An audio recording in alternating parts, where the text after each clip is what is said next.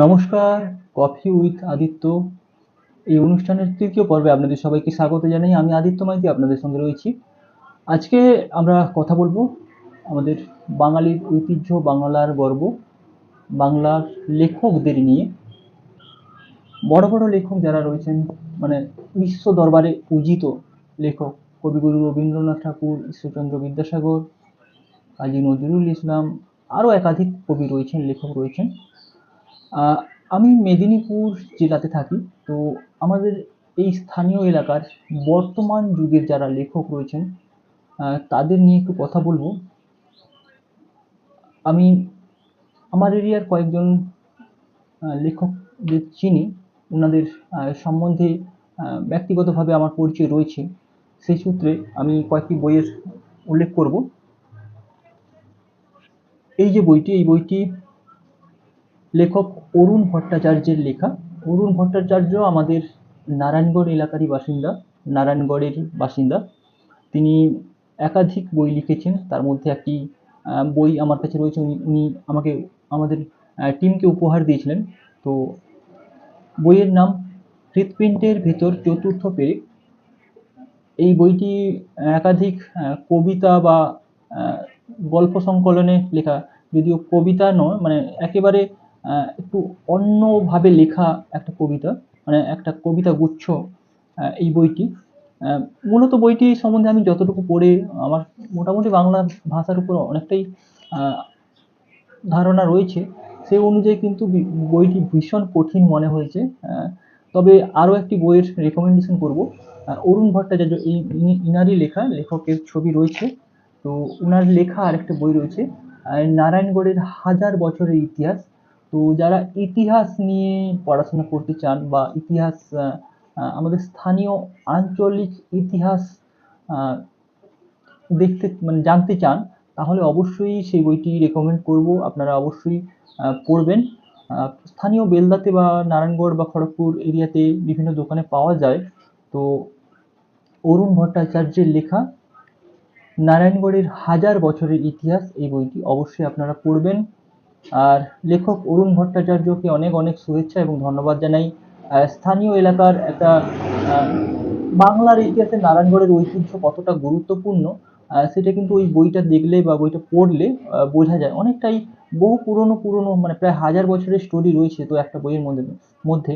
তো অবশ্যই যারা পুরনো নারায়ণগড়ের গৌরবময় ইতিহাস জানেন না, তারা অবশ্যই ওই বইটি পড়তে পারেন এবং স্থানীয় নারায়ণগড় এলাকার মানুষদের কাছে ওই বইটি পড়ার পরে নিজেদের গর্ববোধ মনে হবে। আশা করি, এই আশাটা রাখছি। আমি নিজেও সম্পূর্ণ বইটি না পড়লেও অল্প কয়েকটি অংশ পড়েছি। তো অনেক শুভেচ্ছা আমাদের স্থানীয় লেখক অরুণ ভট্টাচার্য মহাশয়কে।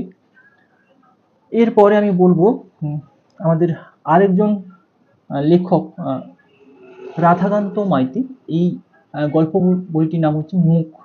এই গল্প বইটিতে স্থানীয় কিছু গল্প রয়েছে, আর আপনার লেখকের ছবি রয়েছে। ইনি কিন্তু আমাদের বেলদার লেখক। পেশায় তিনি গৃহশিক্ষক বা বিভিন্ন ধরনের কলেজের ছাত্রছাত্রীদের শিক্ষকতা করান।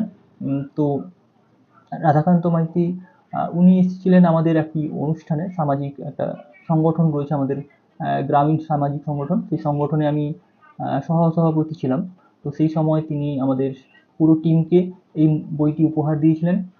এই বইটি সম্বন্ধে আমি অনেকটা, প্রত্যেকটা গল্প পড়েছি, প্রায় ২-৩ বছর আগে পড়েছিলাম। তো মূল বৈশিষ্ট্যটা হচ্ছে এই কিছু মানুষের জীবন নিয়ে, কিছু বিখ্যাত ব্যক্তিদের জীবন নিয়ে একাধিক গল্প রয়েছে। যদিও গল্পের সেই সমস্ত ব্যক্তিদের নাম উল্লেখ করা নেই, তবুও কিন্তু মানে খুব ভালো মানুষ যারা একেবারে মানুষের সেবায় কাজ করেছেন, তাদের নিয়েই এই বইটি লেখা। অনেকগুলো একদম এই গল্প, মানে এই যে বইটা, এই বইটি রেকমেন্ড করবো এই কারণে, ছোট ছোট বাচ্চাদের ক্ষেত্রেও কিন্তু এই বইটি পড়ে বুঝতে কোনো অসুবিধা হবে না। তো একাধিক গল্প রয়েছে, আপনারা অবশ্যই এই বইটি পড়বেন। যারা বই পড়তে ভালোবাসেন অবশ্যই। আমাদের স্থানীয় এলাকার শিক্ষকদের লেখা এত সুন্দর সুন্দর বই, যা বাংলার প্রতিটা প্রান্তে হয়তো প্রকাশিত হচ্ছে, কিন্তু আমাদের স্থানীয় মানুষেরা বা আমি এই এই এপিসোডের মূল বৈশিষ্ট্যটা হচ্ছে আজকের যুব সমাজ কিন্তু এতটা বই পড়তে পছন্দ করেন না। তাই তাদের উদ্দেশ্যে আমি বলব যে আপনারা বই পড়ুন, বইকে ভালোবাসুন। বই এমন একটা বিষয়, এই মানুষের মনের ভাবনার একটা বহিঃপ্রকাশ ঘটায়।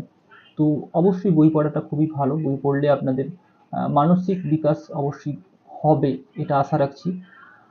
আরেকটা বই আমার কাছে এই মুহূর্তে নেই, কারণ রিসেন্ট লঞ্চ করেছে আমাদের শিক্ষক স্বপন ঘোষ মহাশয়ের লেখা হেমচন্দ্র কানুনগো, অর্থাৎ স্বাধীনতা সংগ্রামী ঠাকুরদার, আমাদের বেলদা নারায়ণগড় ঠাকুরদা এরিয়ার গর্ব, মানে স্বাধীনতা সংগ্রামী দ্রোণাচার্য যাকে বলে, হেমচন্দ্র কানুনগো, তিনার সম্বন্ধে লেখা বইটি। সেই বইটি আমার কাছে সম্ভবত কয়েকটি ফটো রয়েছে, আমি স্ক্রিনে অবশ্যই অ্যাড করব, আপনারা দেখবেন। এই বইটিও খুবই গুরুত্বপূর্ণ বই, আপনারা অবশ্যই মন দিয়ে পড়বেন। ভালো লাগলে অবশ্যই শেয়ার করবেন। আর যারা একটু বয়স্ক আছেন তারা অবশ্যই আমাদের এই এপিসোডটি কেমন লাগলো অবশ্যই কমেন্ট করে জানাতে ভুলবেন না। এই এপিসোডটি আমরা একটু ছোট্ট করে মানে তৈরি করলাম। আগামী পর্বেও আমরা একটা বই নিয়ে অবশ্যই কয়েকটি অন্যান্য কয়েকটি বই নিয়ে অবশ্যই একটি এপিসোড করব। আর কফি উইথ আদিত্য এই অনুষ্ঠানে আমরা বিভিন্ন ধরনের বিষয়বস্তু নিয়ে আলোচনা করছি। আপনাদের এই এপিসোডগুলি কেমন লাগছে আপনারা অবশ্যই কমেন্ট করে জানাতে ভুলবেন না। দেখা হচ্ছে পরবর্তী এপিসোডে।